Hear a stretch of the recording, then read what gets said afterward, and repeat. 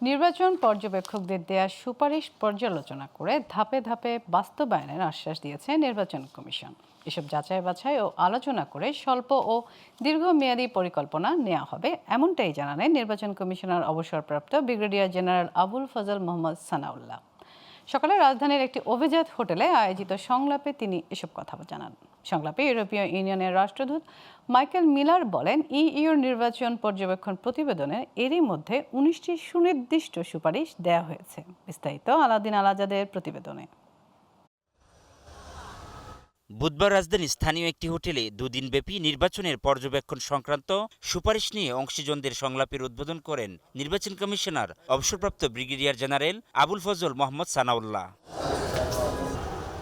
তিনি বলেন, নির্বাচন পর্যবেক্ষণ সংক্রান্ত বেশ কিছু সুপারিশ পাওয়া গেছে, যেগুলো যাচাই বাছাই আলোচনা করে স্বল্প ও দীর্ঘমেয়াদী পরিকল্পনা নেওয়া হবে।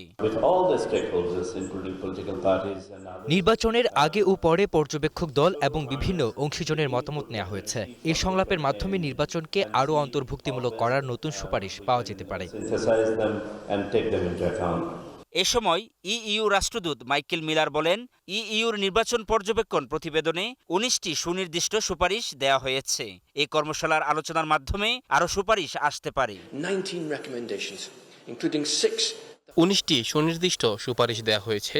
এই কর্মশালার আলোচনার মাধ্যমে আরও সুপারিশ আসতে পারে। এরপর অগ্রাধিকার নির্ধারণ করে সেগুলো বাস্তবায়নের উদ্যোগ নিতে হবে।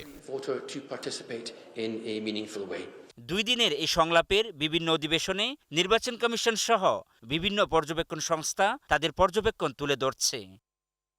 আলাউদ্দিন আল আজাদ, গ্লোবাল টেলিভিশন, ঢাকা।